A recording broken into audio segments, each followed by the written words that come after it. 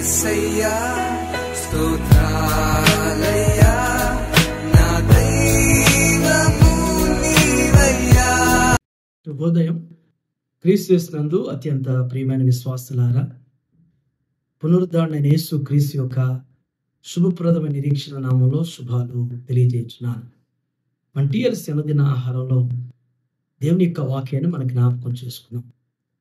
అపోస్తలుడైన పౌలు ఎఫెసీయులకు రాసినటువంటి పత్రిక 4వ అధ్యాయము 29వ వచనాన్ని మనం జ్ఞాపకం చేసుకున్నాం.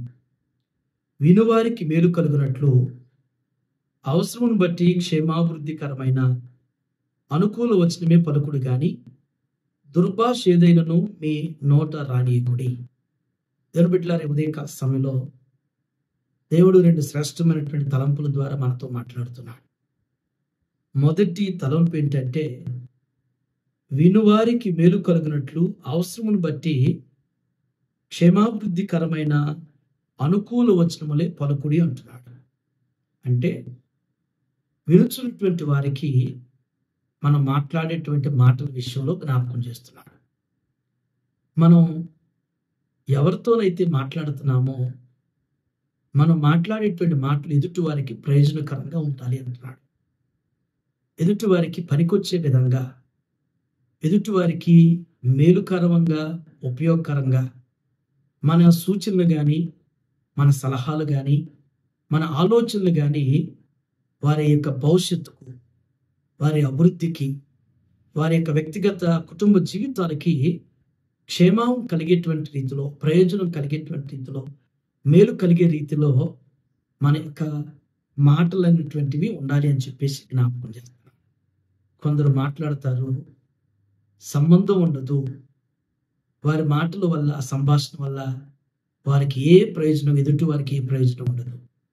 దానిలో ఉపయోగపడేవి, అవసరమయ్యేటువంటివి ఏది ఉండదు. అనవసరమైనటువంటి, ఆయాస్కరమైనటువంటి సంభాషణ, అనవసరమైనటువంటి మాటలు మాట్లాడుతూ ఉంటారు. ఈ ఉదయం ఇది క్షేమం కాదు అని చెప్పేసి దేవుడు జ్ఞాపకం చేస్తున్నాడు. 2వ తలంపు, దుర్భాష ఏదైనా మీ నోట రానీయకుడి అంటున్నాడు. దుర్భాష అంటే మన నోటు నుండి వ్యర్థమైనటువంటి, మన నోటు నుండి ఎదుటి వారిని దుర్బలపడతాం, ఎదుటి వారిని చిన్న చూపుగా, ఎదుటి వారిని నొప్పించే విధంగా, ఎదుటి వారిని దూషించేటువంటి విధంగా మన నోట మాట్లాడొద్దు అంటున్నాడు. ఎదుటి వారిని గురించి మనం మాట్లాడుతూ మనం చాలా ఇష్టంగా భావిస్తాం. ఎదుటివారి గురించి దుష్ప్రచారం చేయటం, ఎదుటివారి మీద దుమ్మెత్తిపోయటం, ఎదుటివారి మీద అబద్ధాలు ప్రచారం చేయటం అనేటువంటిది మనం ఎంతగానో ఇష్టపడతాం. ఈ ఉదయం దేవుడు మనతో అంటున్నాడు, ఈ దుర్భాషని నోట రానియొద్దు అంటున్నాడు. నువ్వు ఎదుటివారిని దూషించటం కానీ, ఎదుటివారిని నొప్పించటం కానీ, ఎదుటివారిని బాధించటం కానీ అది మనకి క్షేమం కాదు, మన కుటుంబాలకి అది మేలుకరం కాదు అనేటువంటిది జ్ఞాపకం చేస్తున్నాం. ఈ ఉదయం మన జీవితంలో దేవుని బిడ్డలారా, మనం మాట్లాడేటువంటి మన మాటలు ఎదుటివారికి మేలుకరంగా ఉండే విధంగా, ప్రయోజనకరంగా ఉండే విధంగా మాట్లాడదాం. మన మాటలు కూడా ఉప్పు వేసినంత రుచికరమైనటువంటి సంభాషణ ఉండులాగా, ఎదుటి వారికి నొప్పి కలిగించేవి కాకుండా, ఎదుటి వారిని బాధించేవి కాకుండా ఉండే విధంగా, ఎదుటి వారిని దుర్భాషలు ఆడేటువంటి రీతిలో ఉండకుండా, మరి ఆ విధంగా పరిశుద్ధాత్మ దేవుడు మనలో ఉండి, మనతో ఉండి నడిపిస్తూ స్థిరపరచుగాక. ఆమేన్. ప్రార్థన చేసుకుందాం. మహోన్నతుడైన తండ్రి, కృపగల నాయన, మీకు వందనాలు ప్రభువా. ఈ ఉదయం నాయన తండ్రి, శ్రేష్టమైనటువంటి తలంపుల ద్వారా మాతో మీరు మాట్లాడినందుకు వందనాలు అయ్యా.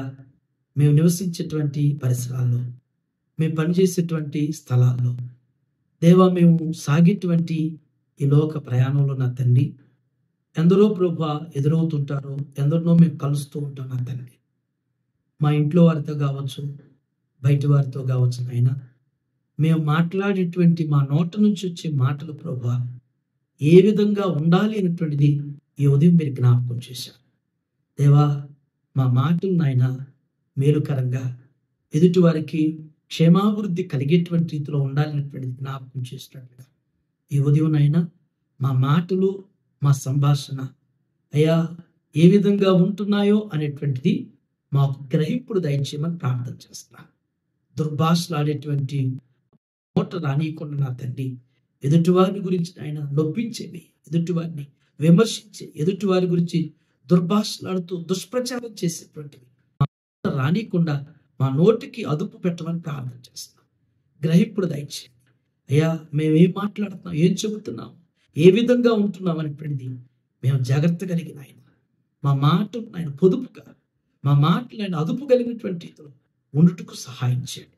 ఈ ఉదయంనైనా ఏలుసిన దిన ఆహారం చూస్తున్న ప్రతి బిడ్డలో కూడా మీరు కోరినటువంటి పరివర్తన స్వరూప్యంలోనికి నాయన తేబడిలాగున మీ కార్యం జరిగిస్తూ మమ్మల్ని అందరినీ కూడా స్థిరపరచమని ఇదేనో నా తండ్రి దేవా, బిడ్డలు చేయనటువంటి వారి పనుల్లో, వారి ప్రయాణాల్లో, వారి బాధ్యతలు మీరు వెన్నట్టు నడిపించమని యేసు నామములో ఈ ప్రార్థన మీకు సమర్పించున్నాను తండ్రి. ఆమేన్.